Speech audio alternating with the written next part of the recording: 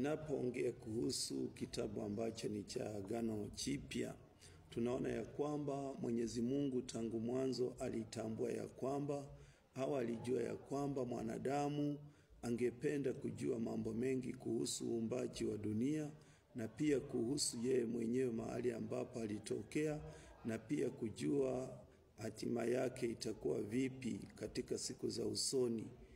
Mwenyezi Mungu ana mpango upi kuhusu maisha ya huyu mwanadamu ambaye amemuumba. Kwa hiyo tunaona ya kwamba katika hali hizo zote Mwenyezi Mungu akaona ya kwamba ni vyema mwanadamu akaweze kuwa na kumbukumbu. Na tunaona katika kumbukumbu ambazo Mwenyezi Mungu aliweza kukubali zikaweze kuwa, tunaona ya kwamba mojawapo inajulikana kama Biblia au maandiko. Tunaona ya kwamba Biblia inamaanisha kitabu, na pia tunaona ya kwamba maandiko nayo yanamaanisha maandishi ambayo yaliandikwa. Kwa hiyo tunaona ya kwamba Mungu mwenyewe alikuwa na uwezo wa kuandika, lakini angeweza kuandika. Alitumia wanadamu wanaoishi duniani ili wakaweze kuandika vitabu hivi au kumbukumbu itakayowasaidia pia wanadamu wenzao kuelewa zaidi kuhusu kazi ya uumbaji yake Mwenyezi Mungu. Kwa hiyo tunaona ya kwamba katika Agano la Kale, tunaona ya kwamba Agano la Kale na katika Agano la Kale na Agano Jipya zote tunaona ya kwamba zote mbili tunaona ya kwamba ni sehemu kubwa zaidi katika Biblia yenye vitabu ambavyo tunaona ya kwamba ni vitabu 66. Tunapoangalia tunaona Agano la Kale ni kitabu ambacho kina vitabu 39 ambavyo ni vya Agano la Kale, na pia katika Agano Jipya kuna vitabu 27. Tunaona ya kwamba katika mambo haya yote agano ni makubaliano, vile nilivyokuwa nimesema hapo mwanzo, na pia ni mapatano kati ya Mungu na mwanadamu. Na tunaona ya kwamba katika mambo haya yote Mungu aliweza kuweka makubaliano kati ya wana wa Israeli katika kitabu ambacho ni cha Agano la Kale, na makubaliano au agano aliloweka ni kuhusu wokovu ambao uliweza kukamilishwa na Yesu Kristo katika Agano Jipya alipokuja duniani na kuishi, na akaweza kudhihirisha kupitia pale msalabani ili tukaweze kupata wokovu. Naye pia alikuja kama mwokozi na pia mkombozi wetu sisi wanadamu. Kwa hiyo tunaona ya kwamba injili au habari njema, tunaona ya kwamba ni habari ambayo ilitangazwa na Yesu Kristo mkombozi, habari ambayo ni ya wokovu alipokuja duniani.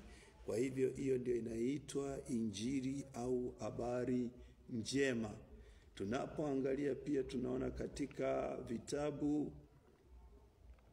vitabu vya injili, tunaona katika vitabu ambavyo vya injili kuna vitabu ambavyo ni vya injili. Tunaona kuna kitabu ambacho ni cha Mathayo, kuna kitabu ambacho ni cha Marko, kuna kitabu ambacho ni cha Luka, na kuna kitabu ambacho ni cha Yohana. Na tunaona ya kwamba katika vitabu hivi vyote vimehifadhi au vimeweka hazina ya kumbukumbu ya Yesu Kristo, kuzaliwa kwake na hata maisha yake ambaye aliishi duniani. Na tunaona kwamba pia inaeleza kazi yake Yesu Kristo na mafundisho aliyokuwa nayo, na pia tunaona kusulubishwa kwake Yesu Kristo na kufufuka kwake. Kwa hivyo injili imekusanya mambo hayo. Na katika vitabu vya injili ambavyo ni 4, tunaona ya kwamba Mathayo aliwaandikia Wayahudi. Tunapoangalia Mathayo 1 mstari wa 1, na tunaona Marko naye pia aliwaandikia Warumi ambao hawakuwa Wayahudi. Kwa hiyo tunapoangalia katika kitabu cha Marko 7 mstari wa 2 mpaka wa 4 tunapata habari hizo. Tunaona ya kwamba Luka naye aliwaandikia watu ambao ni wa mataifa wasiokuwa Wayahudi. Tunaangalia katika kitabu hicho cha Luka, mlango ni wa 1 mstari ni wa 1 mpaka wa 4. Tunaona tena ya kwamba Yohana aliwaandikia kanisa au wafuasi wake Yesu Kristo walikuwa wamemwamini enzi hizo, na pia wale ambao watakao muamini baadaye. Kwa hiyo tunaona ya kwamba Yohana akaandika habari hizo, zinapatikana katika kitabu cha Yohana wa kwanza, kitabu cha Yohana mlango ni wa kwanza, mstari wa kwanza mpaka wa 5, alafu pia tunaruka mstari ambao ni wa 14. Tunaona katika Matendo ya Mitume ambayo iliandikwa na Luka mtakatifu aliyekuwa daktari. Tunaona ya kwamba Luka mtakatifu aliandika kitabu hiki kuhusu kuja kwa Roho Mtakatifu, na pia aliongea kuhusu kuzaliwa kwa kanisa lake Yesu Kristo, na pia kuenea kwa kanisa kuanzia Yerusalemu kuenda mpaka Yudea, Samaria na hata sehemu pana za maeneo ya Warumi na hata ulimwengu wote. Kwa hivyo tunaona katika habari hizo za Matendo ya Mitume, tunapata katika kitabu cha Matendo ya Mitume mlango ni wa kwanza, mstari wa kwanza mpaka 5, na pia tunaangalia mstari ambao ni wa 8. Kuna nyaraka 21 za vitabu ambavyo ni barua kwa makanisa na pia kwa watu binafsi. Siku za mwanzoni za kanisa, kuna vitabu ambavyo viliandikwa kwa ajili ya watu binafsi, na pia kuna vitabu viliandikwa ni kwa ajili ya kanisa au kusanyiko la kanisa. Tunaona ya kwamba nyaraka zingine, kuna nyaraka za Paulo kwa kanisa ni hizi. Tunaona nyaraka ambazo aliandika au barua kwa kanisa ni hizi. Tunaona kuna Warumi na pia kuna Wakorintho wa kwanza na wa pili. Tunaona kuna Wagalatia, kuna Waefeso, tunaona kuna Wafilipi, kuna Wakolosai, na pia kuna Wathesalonike wa kwanza na Wathesalonike wa pili. Kwa hivyo tunaona tunapoangalia katika kitabu ambacho ni cha Warumi 1 mstari wa kwanza mpaka wa 7, na pia tunapoangalia kitabu cha Wakolosai 4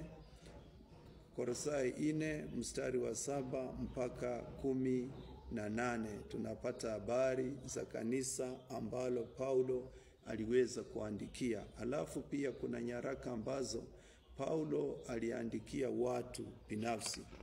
Kuna nyaraka ambazo aliandikia watu binafsi. Hizo nazo pia zinapatikana katika vitabu kadha wa kadha ambavyo Paulo aliweza kuandikia watu binafsi. Tunaona kuna Timotheo wa kwanza na wa pili, tunaona kuna Tito, na pia tunaona ya kwamba kuna Filemon, na pia tunaona kuna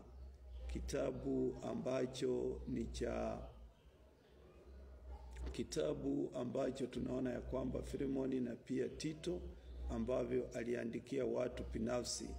Na katika vitabu hivi tunaona ya kwamba tunaweza tukapata katika kitabu ambacho ni cha Timotheo wa kwanza mlango ni wa kwanza mstari wa kwanza mpaka wa 7, na tukiangalia kitabu cha Tito pia tunaona ya kwamba katika kitabu cha Tito mlango ni wa kwanza mstari wa kwanza mpaka wa 9.